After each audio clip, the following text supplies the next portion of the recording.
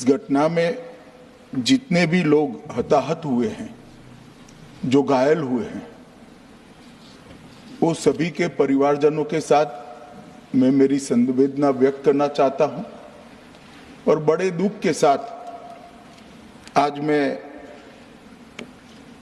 उनके प्रति अपार संवेदना के साथ इस सदन में खड़ा हुआ हूं।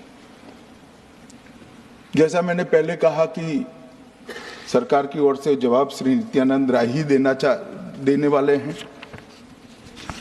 जब यहाँ पर 1 घंटे की चर्चा आपने अनुमोदित की, तब मुझे था कि आज का दिन शायद राजनीति से परे रहेगा, इस पर राजनीतिक टीका टिप्पणियां नहीं होगी।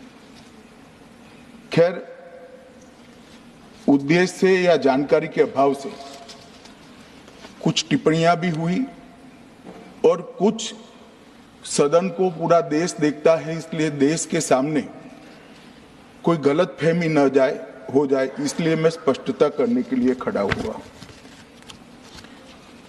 दोषारोपण हुआ या जानकारी के अभाव में मुझे मालूम नहीं है, मगर मुझे स्पष्टता करनी है माननीय महोदय, आपके माध्यम से सदन से और सदन के माध्यम से पूरे देश को। Early warning, early warning, early warning, early warning बोलते ही गए। अंग्रेजी में जितने भी गंभीर प्रकार के शब्द है अपने भाषण में डालकर इसको बताया गया। मैं सदन के सामने स्पष्टता करना चाहता हूं, 23 जुलाई को केरल सरकार को अर्ली वार्निंग भारत सरकार की ओर से दी गई थी। 23 जुलाई को, 7 दिन पहले, फिर 24 को गई, फिर 25 को गई, 26 तारीख को मान्यवर ये कहा गया कि 20 सेंटीमीटर से ज्यादा वर्षा होगी, भारी वर्षा होगी, लैंडस्लाइड होने की संभावना है, मड भी रस होकर आ सकता है और लोग इसके अंदर दबकर मर भी सकते हैं। मैं कुछ कहना नहीं चाहता था मान्यवर, मगर भारत सरकार की अर्ली वार्निंग सिस्टम पर सवाल किए गए, इसलिए मैं कहता हूं प्लीज लिसन अस, मत चिल्लाइए, प्लीज रीड इट। जो वार्निंग भेजा है उसको पढ़िए जरा। और इस देश में कई राज्य सरकारें ऐसी हैं जिन्होंने इस प्रकार की वार्निंग का उपयोग कर कर जीरो कैजुअलिटी डिजास्टर मैनेजमेंट किया है। मैं ओडिशा राज्य सरकार के लिए भी, उस वक्त हमारी नहीं थी, नवीन बाबू की थी, हमने 7 दिन पहले साइक्लोन का अलर्ट भेजा, सिर्फ 1 व्यक्ति मारा गया, वो भी गलती से मारा गया। गुजरात सरकार को हमने साइक्लोन का अलर्ट 3 दिन पहले भेजा, 1 पशु भी नहीं मरा सर।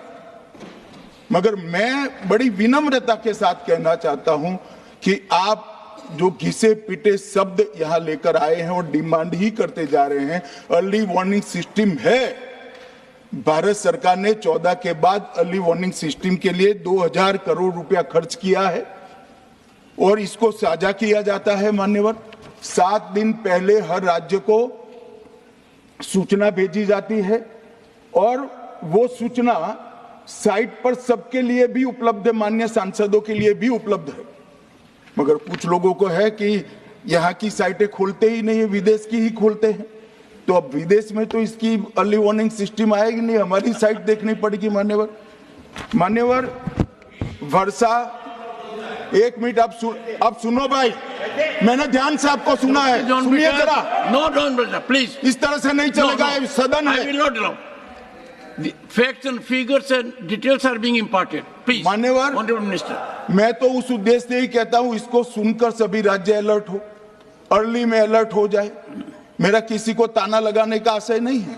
वर्षा के लिए अर्ली वार्निंग सिस्टम है, हीट वेव के लिए है, तूफान के लिए है, चक्रवात के लिए है, यहां तक बिजली के लिए भी अर्ली वार्निंग सिस्टम है, जो 10 मिनट पहले बिजली अक्षांश रेखांक के साथ कहां गिरेगी वो सीधा कलेक्टर को इन्फॉर्म करती, मगर इसका कोई जिक्र नहीं कर रहा है। मैं तो मानता हूं जानकारी का अभाव होगा, जानकारी का अभाव है तो भी ठीक नहीं है, और राजनीति है मान्यवर तो बहुत दुखद है मान्यवर। कई सारे राज्यों ने इसका उपयोग भी किया है और परिणाम भी आए, और इस अर्ली वार्निंग सिस्टम के तहत मैं आज सदन को बताना चाहता हूं, 23 तारीख को ही मेरे ही अनुमोदन से 9 एनडीआरएफ की टीमें केरल के लिए रवाना हो गई थी कि वहां लैंडस्लाइड आ सकता है। भारत सरकार ने 9 एनडीआरएफ की टीमें विमान से वहां भेजी। मैं पूछ सकता हूं मान्यवर, इतना मुझे पूछते हैं सारे लोग, केरल सरकार ने क्या किया? अनधिकृत लोग रह रहे थे, नहीं रह रहे थे, मगर वल्नरेबल सिचुएशन तो थी। इनको शिफ्ट किया गया क्या? क्यों नहीं किया गया? कौन रोकता था? और शिफ्ट किया तो मरे कैसे? शिफ्ट पहले नहीं किया गया है, बाद में किया गया है। जितना बोलोगे उतना नुकसान होगा।